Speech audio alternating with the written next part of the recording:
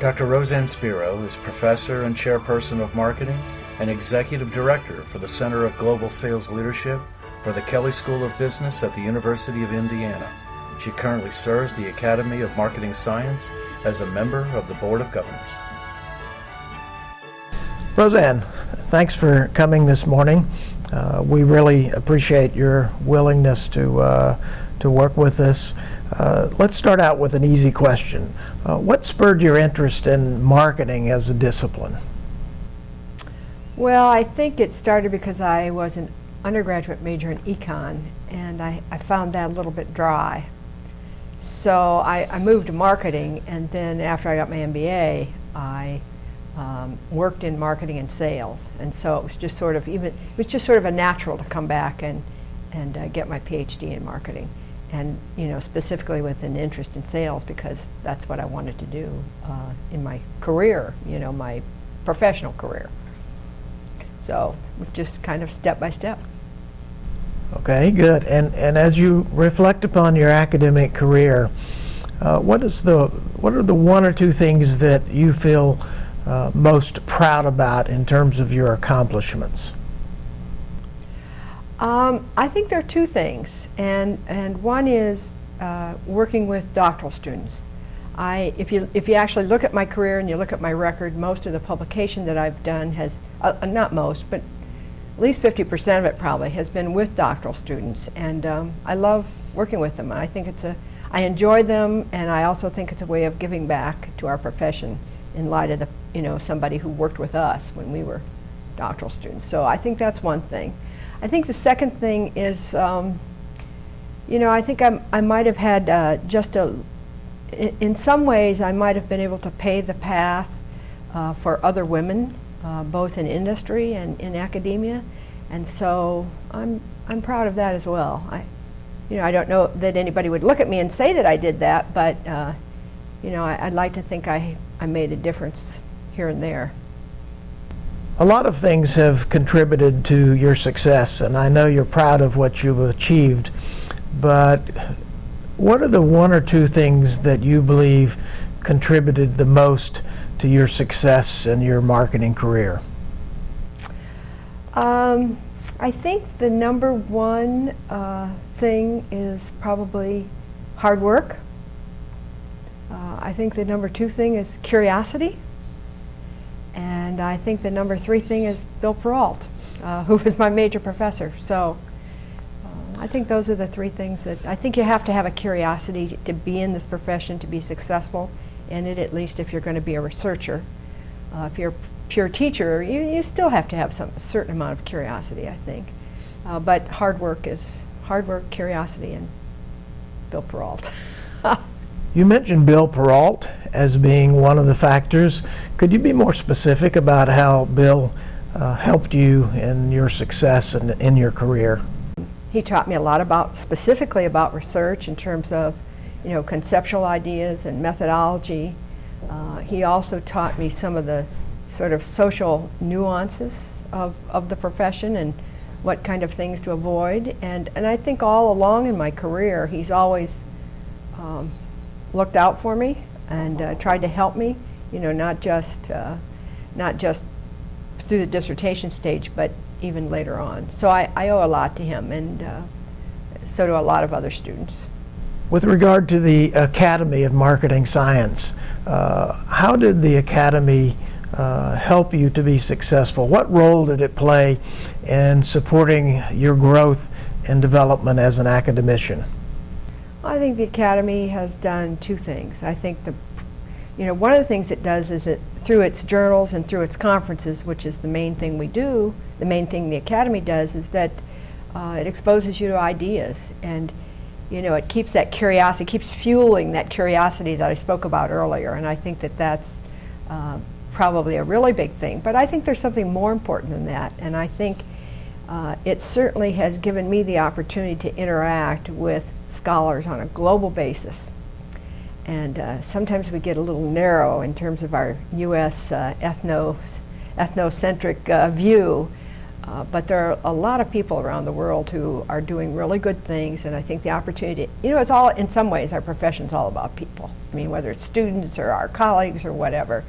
And there are a lot of really nice people, and I think the Academy has given me the opportunity to interact with them on a social basis and on an intellectual basis. So I think it's been terrific.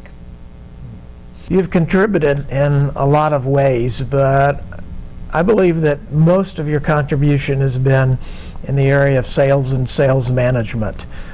And that field is changing rapidly and will continue to change. When you think about areas or opportunities for research now and perhaps in the future, what are some areas that you believe deserve further attention?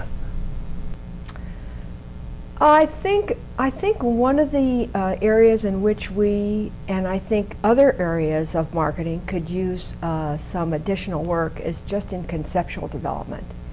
I mean, when you think about it, and there have been some sessions here this year about, at the conference, about the need for more and better theory. So, when I think about conceptual models in the sales area, they are few and far between. I mean, we think about Churchill, Ford, and Walker. We think of Bart White's contingency model. But if you think beyond that, there's not a whole lot out there. So I think that's one area that maybe some of us that are no longer trying to build our resumes should think about trying to work on, and so that's one area. To get more specific, I think even though we've done a tremendous amount in terms of traits of salespeople, I think there's some that we still haven't investigated, believe it or not. And the whole idea of knowledge, skills, and abilities, I think there's still some work to be done there. I think there's a great opportunity. I still don't think we know very much about team selling, especially from a cultural perspective.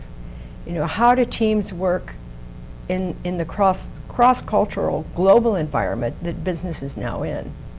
And so I think that's another area. I also don't think we've done very much work in terms of the internal role that the salesperson plays within the corporation. We've done a lot at looking at the external role, but given the complexity of their jobs now and the fact that they're more consultants than they are, transactional salespeople, their role within the, garnering resources within the corporation and coordination and so forth has become more important. And I don't think we've looked at that too much. So I think those are some areas. But I really think the need for some more conceptual thinking would probably add to the realm, so to speak. You shared your observations about doctoral students and your success as a mentor, but what about new faculty, young faculty? Are there any insights that you believe would be helpful to them in being as successful as you and perhaps even more successful? First of all, work hard. I mean, I really believe that that's 3/4 of it. If you come in with curiosity, as I said before, and you work hard. But I do think there are some other things. I think one of the things is that a young faculty member needs to work on things that they're excited about. They're sort of, they're up and down the halls, and everybody knows they're new, everybody knows they're well trained, and a lot of the senior people would like to work with them because they figure it can be very productive for both them and maybe the younger person. But I would say learn to focus on the things that you're interested in and not just do something because somebody has asked you to do it or somebody who's going to vote for your tenure has asked you to do it even. I would say, just work on things that really excite you, and along with that, I would say, for most people, I would say try to be focused in one area, 2 areas at the most.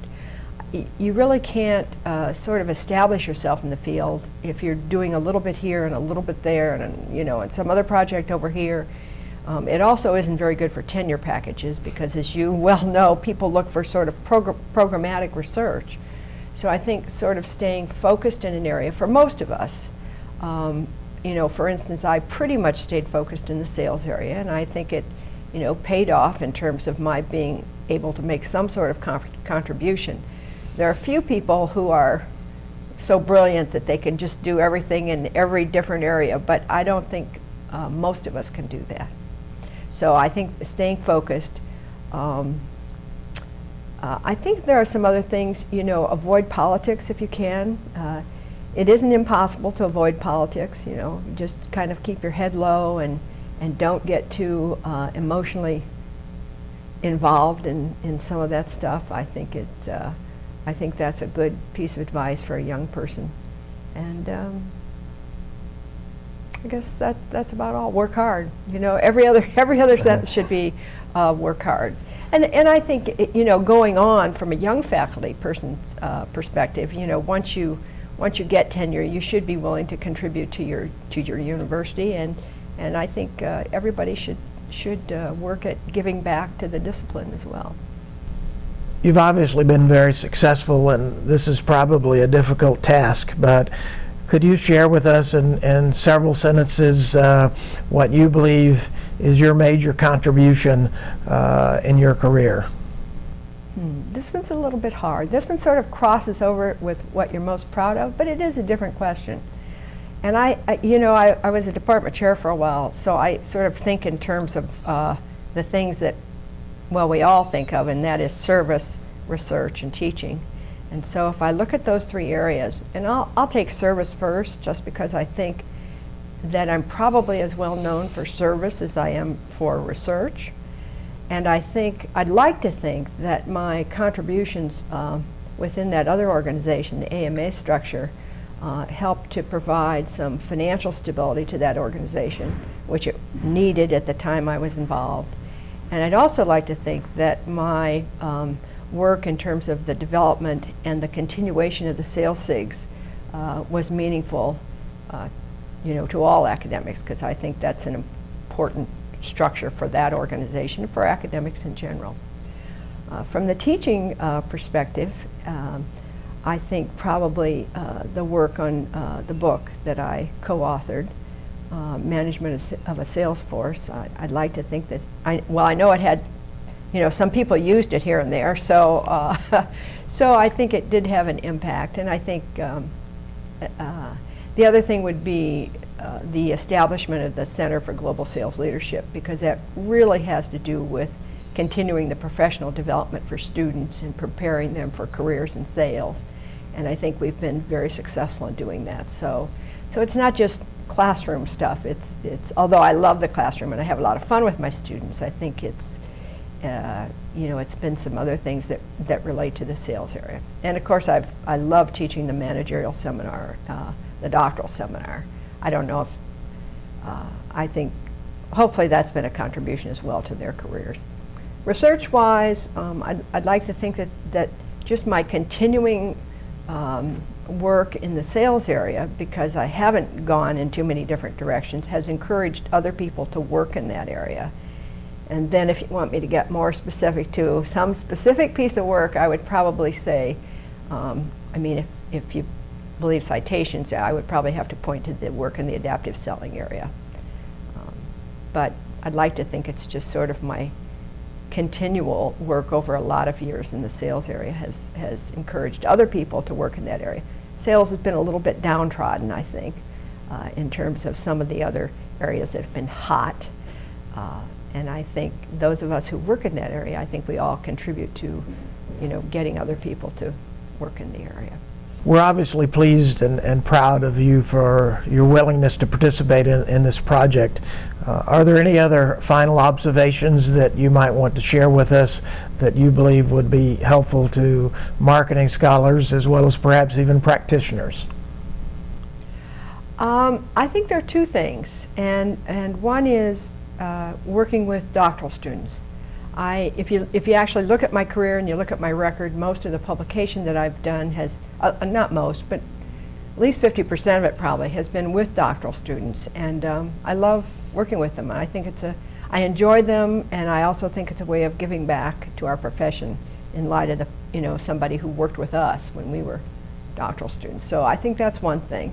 I think the second thing is, I think I might have had in some ways I might have been able to pave the path for other women, both in industry and in academia, and so I'm proud of that as well.